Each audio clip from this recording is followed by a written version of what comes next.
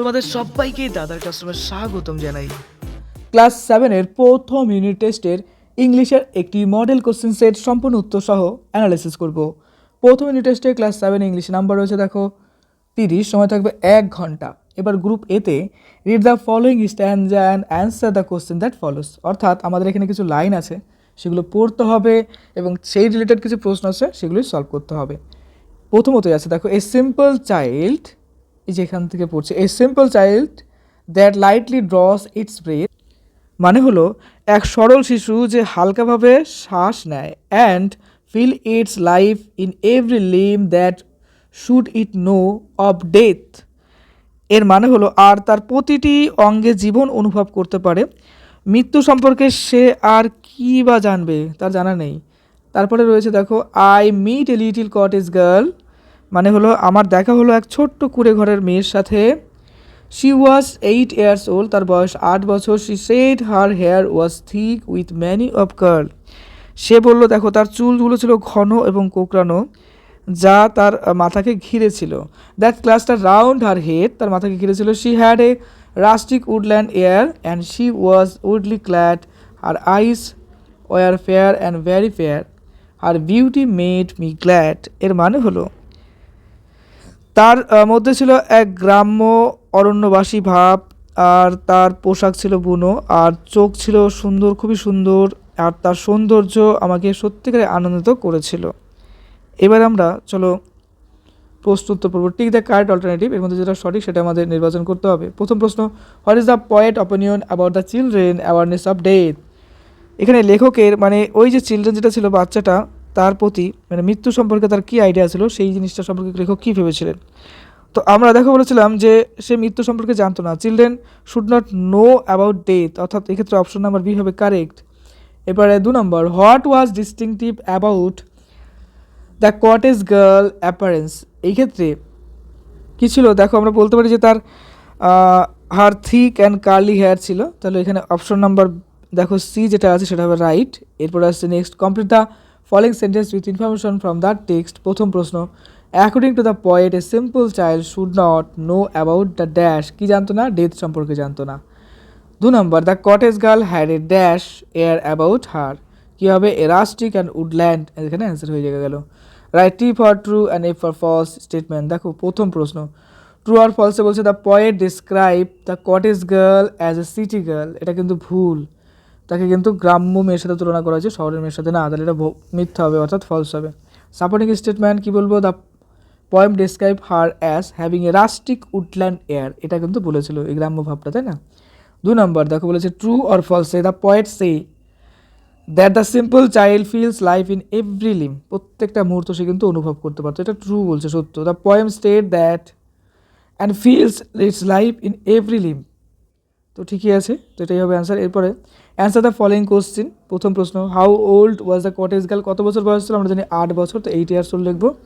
এরপরে 2 নম্বর, what was the point reaction to the cottage girl, সেই কটেজ গার্লের প্রতি কী রিয়াকশন ছিল, ইট মেড হিম গ্ল্যাড, মানে তার বিউটি সম্পর্কে, তাই না। এরপর read the following passage and answer the question that follows unseen, তো বলেছে এই স্টোরি অফ সেলফলেস অ্যাক্ট, মানে আমাদের একটা নিঃস্বার্থ কাজের গল্পের কথা বলা হচ্ছে। As the sun set over the small town of Willow Creek, a fair system rolled in bringing with a strong winds and heavy rain, এর মানে হলো উইলো ক্রিক নামের এক ছোট্ট শহরটিতে যখন সূর্য অস্ত যাচ্ছিল তখন প্রবল কী হয়েছিল, যে প্রচণ্ড পরিমাণে বাতাস আর মুষলধারা বৃষ্টি নিয়ে এক ভয়ঙ্কর ঝড় কিন্তু সামনে এলো বা এসে পড়লো।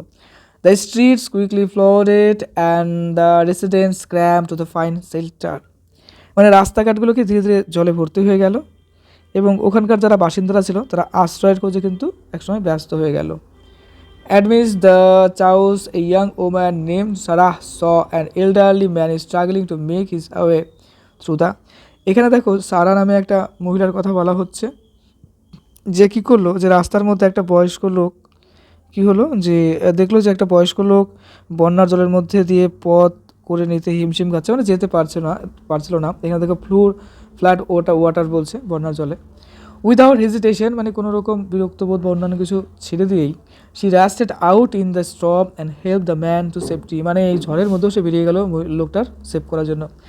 As they waited out the storm together Sarah learn that the man's name was George, মানে এর মধ্যে তারা অনেকক্ষণই কিন্তু সেই ঝড়ের মধ্যে ছিল এবং ঝড় অপেক্ষা বন্ধ হওয়ার অপেক্ষায় ছিল।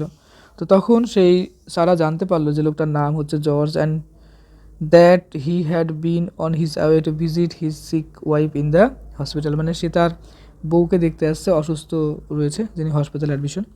Move by his story Sarah offer to drive George to the hospital as soon as the storm pass, মানে তারপরে ঝড় যখন শেষ হয়ে গেল তখন সারা বলল যে আপনাকে ওই যে হাসপাতাল আছে খুব তাড়াতাড়ি আমি পৌঁছে দেবো, মানে তার গাড়িতে করে খুব তাড়াতাড়ি সে হসপিটালে পৌঁছায় দিল।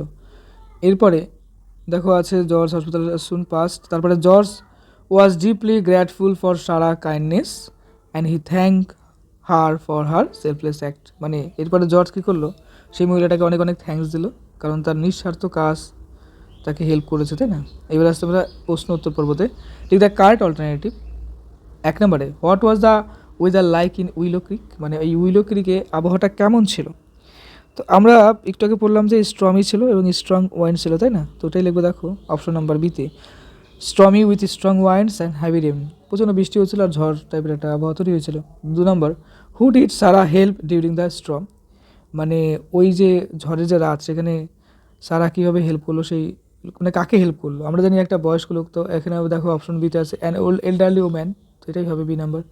3 নম্বর where did Sarah offer to drive George, মানে এই যে জর্জকে যে অফার করলো কোথায় নিয়ে যাচ্ছিল জর্জকে, তো দেখো আমরা করেছিলাম যে হসপিটালে, তাহলে অপশন নাম্বার বি হবে হসপিটাল। এবারে complete the following sentence with information from the text, 3টে প্রশ্ন 3 নম্বর। একে আছে as the storm rolled in the residents of Willow Creek is compelled to find dash, মানে কি এখানে হবে, এটা আমরা জানি শেল্টার মানে আশ্রয়ের জন্য, তো অপশন নাম্বার দেখো এখানে শেল্টার হলো। 2 নম্বর সারা হেল্প জর্জ টু ড্যাশ, কীভাবে হেল্প করেছিল জর্জকে, তো মানে কী ব্যাপারে, তো আমরা লিখবো দেখো তার সেফটি বা তার রক্ষার্থে হেল্প করেছিল। তারপরে 3 নম্বর George was on his way to visit his dash in the hospital, তো জর্জ হাসপাতালে কেন যাচ্ছিল, তার অসুস্থ ওয়াইফকে দেখতে, তার এখানে লিখবো সিক ওয়াইফ। এরপর অ্যান্সার দ্য ফলোইং কোশ্চেন। 1 নম্বর what was the Sarah selfless act during the storm, তো এখানে অ্যান্সার হবে দেখো helping an elderly man to safety.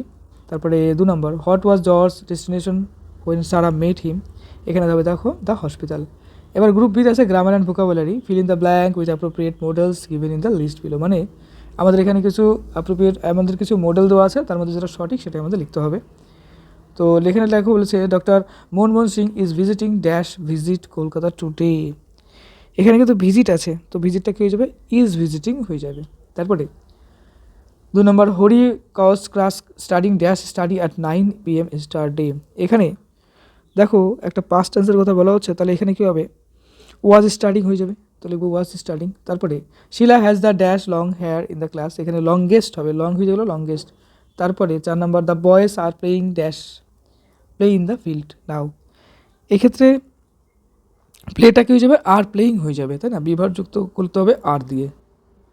এরপরে 5 নম্বর Rahim dash talk to his friend when his mother called him, তো এখানে দেখো কলটা কী হয়ে যাবে, কল্ড, তো যেহেতু পাস্ট ফর্ম আছে, যেহেতু পাস্ট ফর্ম আছে, যে কল্ড আছে মানে পাস্টের ফর্ম, তাহলে এখানে ওয়াজ হতে হবে, আর টকটা কী হয়ে যাবে, টকটাকে আমরা টকিং করতে পারি, তাহলে Rahim was talking to his friend when his mother called him, বাস এটাই আমরা অ্যান্সার লিখবো ওয়াজ টকিং। এবার রাইটিং দেখো 7 নম্বরের একটা প্রশ্ন রয়েছে, ইম্পর্টেন্ট প্রশ্ন।